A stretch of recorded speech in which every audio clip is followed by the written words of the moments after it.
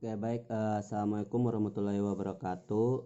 Izin untuk memaparkan presentasi tentang perencanaan struktur organisasi dalam cabang KOP Pencaksilat.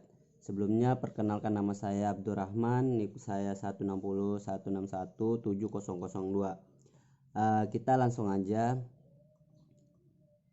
Di sini ada bagan atau struktur organisasi pengurusan KOP Pencaksilat. Yang pertama ada ketua, terus wakil ketua, sekretaris, bendahara, apres, bimpres, HPD, kerohanian, danus, kesekretariatan, dan perkap.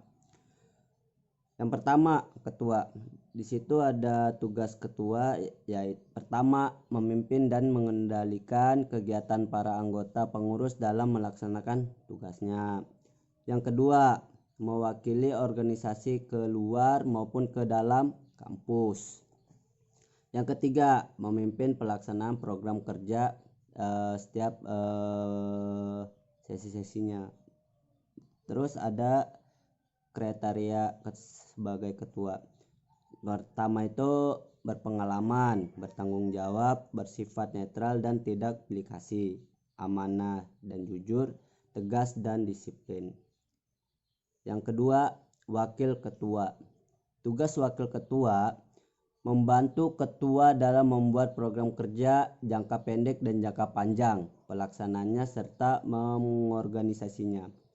Yang kedua itu mewakili ketua bila berhalangan. Yang ketiga, melaksanakan delegasi tugas dan wewenang dari ketua.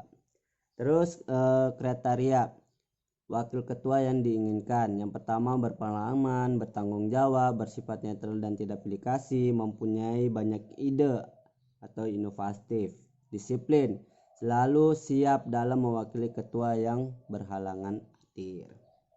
Selanjutnya, sekretaris. Tugas sekretaris. Yang pertama itu membuat surat-surat, menerima dikte pimpinan, menerima tamu, menyiapkan arsip atau surat, menyusun serta membuat jadwal kegiatan pimpinan. Terus kriteria sekretaris yang diinginkan. 1. Personality, yaitu diantaranya sabar, disiplin, tekun, tidak mudah menyerah, berpenampilan baik, jujur, royal, pandai bicara, sopan. General knowledge, itu memiliki kemampuan yang memadai dan peka terhadap sesuatu.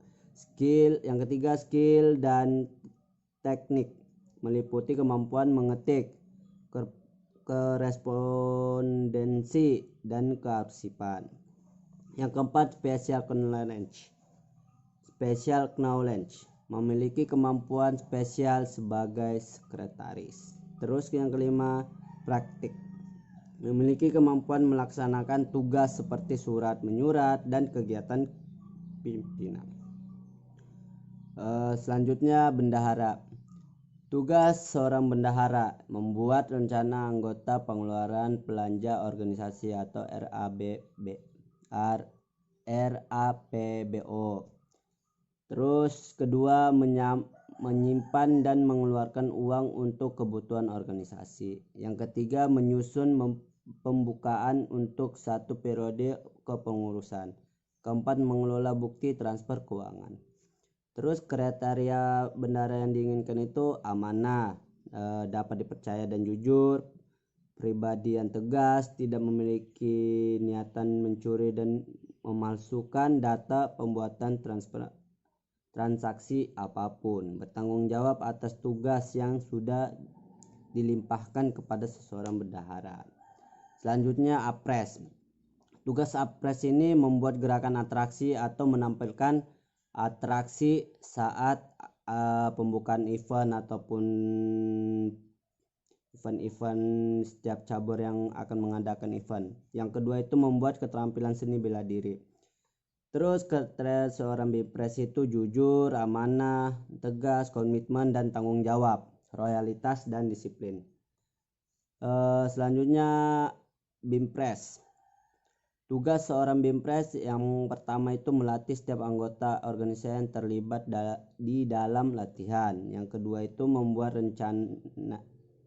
rancangan kegiatan latihan jangka panjang dan jangka pendek.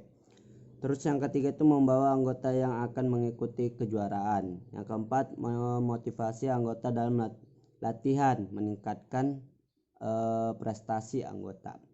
Yang selanjutnya itu kriteria seorang BIMPRES: jujur, amanah, tegas, komitmen dan tanggung jawab, netral, loyalitas, komunikasi yang baik dan efisien, dan disiplin.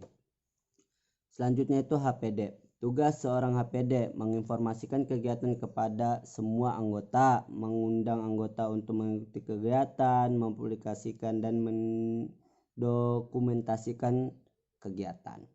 Kriteria seorang HPD itu pandai dan mengambil gambar dalam video. Yang kedua, pandai dalam memainkan kamera. 3, pandai dalam mendesain. 4, jujur. 5, komitmen dan tanggung jawab. 5, amanah. 7, loyalitas. 8, disiplin.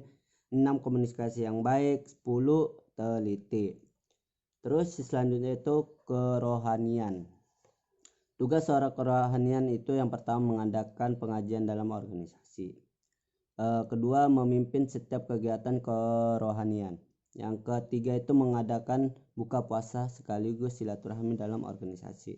Kriteria seorang kerohanian: yang pertama pandai dalam mengaji, memiliki ilmu tinggi tentang agama, pandai dan menyampaikan ceramah, jujur, amanah, komitmen dan tanggung jawab, netral, loyalitas, komunikasi yang baik dan efisien, dan disiplin. Yang selanjutnya, danus. Tugas seorang danus membuat sebuah usaha di dalam organisasi yang keuntungannya akan diberikan ke dalam organisasi. Mengembangkan usaha yang sudah berjalan, mencari terobosan baru dalam berusaha. Terus kriteria seorang danus itu mahir dalam berusaha, pandai dalam merencana usaha agar maju. 3, pandai dalam berhitung, jujur, komitmen dan tanggung jawab, amanah, loyalitas, disiplin dan komunikasi yang baik. Terus selanjutnya kesekretariatan. Ini tugas seorang kesekretariatan itu mengatur sekret, menjaga kebersihan sekret, mengawasi kegiatan sekret. Situ kriteria seorang kesekretariatan itu jujur, amanah, tegas, komitmen dan tanggung jawab, netral, loyalitas, komunikasi yang baik dan efisien, dan disiplin. Selanjutnya itu perlengkapan. Tugas seorang perlengkapan itu pertama menjaga setiap barang agar tetap dalam kondisi baik. Kedua, membenahi setiap barang yang sudah rusak. 3, mendata setiap barang yang ada. Kriteria seorang perlengkapan itu pandai dalam merakit barang, pandai dalam memperbaiki barang yang sudah rusak, pandai dalam menjaga barang, jujur, komitmen dan tanggung jawab, amanah, loyalitas, disiplin dan komunikasi yang baik.